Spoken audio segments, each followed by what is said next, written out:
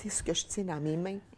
C'est très précieux parce que c'est déjà épuisé, Christian, c'est incroyable. Absolument. Dès le lancement qu'on a fait à l'île aux Coudes, on a épuisé le numéro. Alors, vous avez la dernière copie qu'on a dans nos bureaux. Puis là, j'attends justement la livraison. On fait une réédition, on fait 300 copies supplémentaires. Alors, c'est déjà, dès le départ, un beau succès. C'est le numéro 111-112 de la Revue d'histoire de Charlevoix qui s'appelle « D'autres regards sur l'île aux Coudes ».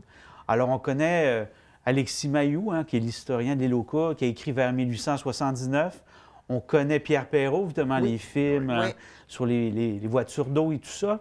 Là, on a tout un nouveau volet de l'histoire de l'île aux Coudes. Alors, ça démontre, ce numéro-là, qu'on peut toujours parler de nouvelles choses sur un sujet comme l'île aux Coudes.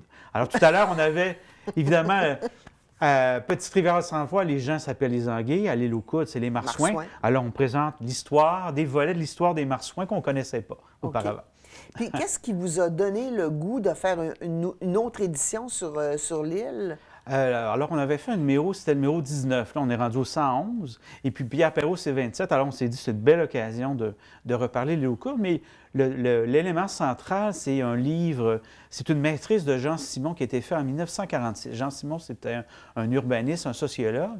Et il a fait une enquête de terrain à l'île aux Coudes en 1946. Et on s'est dit, bon, ça serait intéressant de publier ça.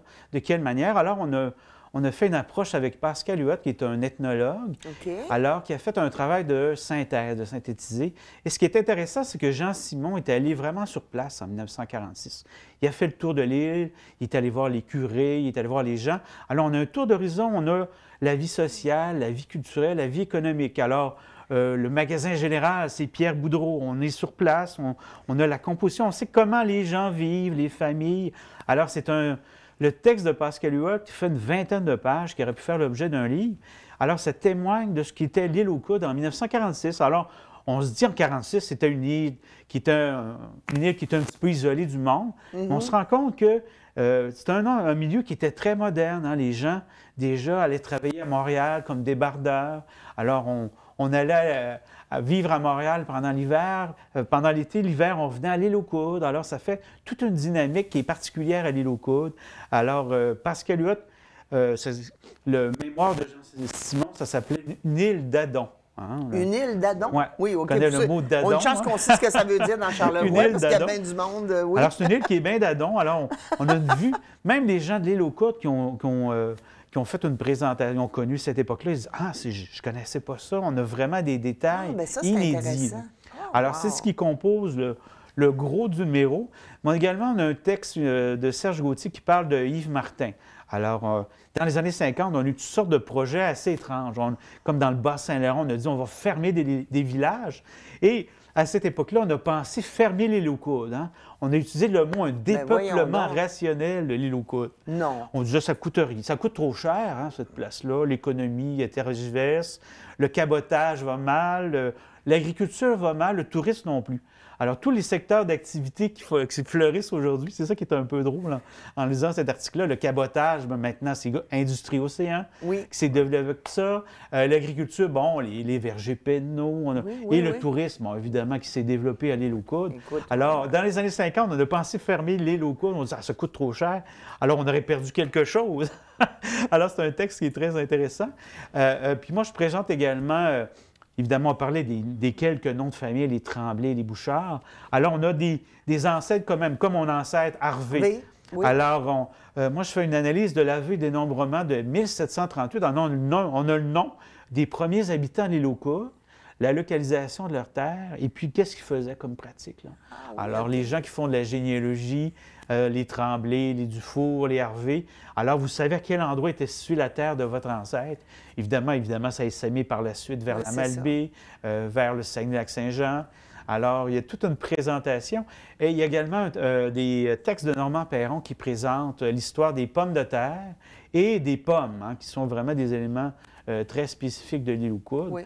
Alors, On a lancé ça dernièrement au musée, au moulin de l'île aux 14 Coudres. et 15 octobre, ça a fait un tabac, Exactement. puisque toute l'édition au complet a été vendue. Absolument. Puis évidemment, on attend les prochains numéros d'ici à demain. Bientôt. Alors, on va pouvoir faire une livraison à l'île aux Coudres. Alors, les gens vont pouvoir avoir cette copie-là parce que c'est vraiment une pièce unique. Je pense que les gens qui aiment lire, il y a une belle lecture pendant l'automne et l'hiver. Là. Je les invite à se procurer là. OK. Combien ça coûte, cette revue-là? Celui-là, il est à 20 OK. celui-là. Alors, c'est un plus gros numéro double, il y a 52 pages. Alors, on peut l'acheter directement sur la page de la Société d'histoire, www.shistoire-charlevoix.com. Alors, vous pouvez commander votre copie et puis vous allez avoir une livraison à la maison. Également, à la librairie Baie-Saint-Paul, à Baie-Saint-Paul, on va avoir quelques copies bientôt. Je vois à l'endos aussi de la revue qu'il y a des livres. Oui, il y a absolument. quelques livres que Alors, tu nous as apportés d'ailleurs. Absolument. On a le capitaine Marc Harvey qui est encore le capitaine pendant l'été sur le Trans-Saint-Laurent, qui fait le lien entre Saint-Siméon et Rivière-du-Loup. OK. Alors, il est originaire de l'île aux Coudres et il nous fait l'histoire de l'île aux Coudres. Ça se passe même à l'île aux Coudres. C'est une belle photographie. On voit la traversée en canot l'hiver. Mais comme je lui disais à Marc Hervé, votre description est très bonne, mais ça ne donne pas le goût de le faire. Hein? C'était vraiment risqué. Parce qu'il raconte d'ailleurs que pendant l'hiver, un équipage, évidemment, les gens étaient déportés pour le vent. Souvent, ils arrivaient jusqu'à Petite-Rivière-Saint-François. Il s'agissait d'un petit intervalle de temps et puis c'était très risqué. Alors, disons que c'était pas moins poétique, sa provision, mais c'est vraiment intéressant. Aurais-tu fait ça? Ferais-tu ça, toi, traverser de même aimerais-tu ça, vivre l'expérience? Je suis allé, par exemple, à l'île aux Coudres dernièrement. Je ne connaissais pas. Je n'étais jamais allé auparavant. Écoute, c'est tellement beau. C'est magnifique. Oui, c'est beau. C'est incroyable. C'est un endroit là, paradisiaque, carrément. Ensuite, on a également Secret de Charlevoix. On avait fait une chronique à l'époque avec Pierre Rochette sur sa page web. Et c'est des chroniques qui présentent des bâtiments anciens de Charlevoix. Et là, on dévoile un peu les secrets derrière ces bâtiments-là. On voit un bâtiment sur une rue, on se dit « Ah, peut-être ça a été un commerce à l'époque. » Alors, un petit peu des historiques. Et Secret de Charlevoix, mais c'est pas à l'île aux Coudres, là, parce que je vois que c'est plus Pointe-au-Pitre Bien, ici, il y a un petit peu tout Charlevoix. Il y a la maison d'accord. Leclerc, par exemple, à l'île aux Coudres. OK. C'est vraiment charlevoisien. Ensuite, moi, j'ai fait des chroniques sur Le Temps d'une paix, évidemment, un téléroman qui est très connu des Québécois. Alors, c'est des chroniques qui présentent un peu l'aspect de Charlevoix. Bon, je vais voir le moulin qu'on trouve de Siméon Desrosiers. Bon, ce moulin est situé là à tel endroit. Évidemment, le garage de Joseph Arthur, la maison de Joseph Arthur. Une présentation historique de tous ces éléments, des intrigues, des personnages. Alors, ce sont des chroniques sur Le Temps d'une paix. Ça permet de découvrir ou de redécouvrir des aspects qu'on ne connaît pas nécessairement derrière la caméra. Il y a un petit dernier qui sera lancé prochainement, le 15 novembre prochain. Ah oui? C'est la petite histoire de Charlevoix de Léo Simard. Alors, Léo Simard avait été un journaliste, faisait des chroniques dans le plein jour sur Charlevoix dans les années 70-80. Et en 87, il avait lancé la petite histoire de Charlevoix. Et on s'est dit que ce serait bien de faire une réédition. Alors, c'est une réédition avec une présentation améliorée de ce livre-là, qui est intéressant. Il parle de différentes personnes. Il y a Alexis Le Trotteur. Alexis Le Trotteur, Rodolphe Forgette, on découvre des... Oui. Comme on disait, il trouvait des mémoires d'anciens, des personnes âgées qui avaient travaillé les élections. On a comme des potins, ils disaient, bon, pendant les élections, dans ce temps-là, il y avait des bagarres, les gens ils envoyaient des bouteilles dans les maisons, cassaient des carreaux. Hein. On a l'image que les campagnes électorales, à l'époque, c'était pas toujours jojo. C'était très intense. Souvent, il y avait des bagarres, puis c'est ça qu'il raconte un peu, c'est vraiment le derrière, à l'arrière, évidemment, des personnages comme Alexis Le Trotteur. Oui, bien oui. Alors, Laure Godreau, qui évidemment est la pionnière du syndicalisme enseignant au Québec. Alors, c'est un livre qui m'avait beaucoup marqué. Moi, j'avais 9 ans à l'époque, mais j'avais dit à ma mère, je vais avoir ce livre-là. Alors, je trouvais important de rééditer parce que ça m'a beaucoup intéressé à l'histoire, ce petit livre-là.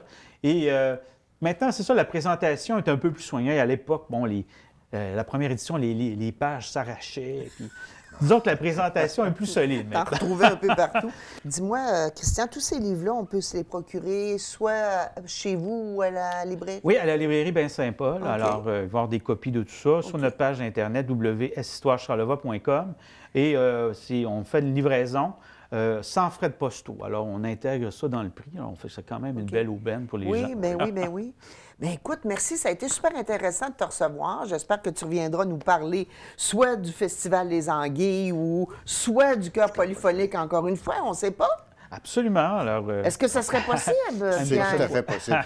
Il n'y a rien Il d'impossible. n'y a rien d'impossible. Sommes-nous en train de dévoiler un scoop incroyable? On ne sait pas. David nous dira. Ma grand-mère me disait toujours que le mot impossible n'est pas français. Ah, que c'est beau, je vais le retenir. Merci beaucoup, messieurs, d'être venus. Ça a été agréable de partager ce moment avec vous. Alors, je vous dis à la maison, à bientôt.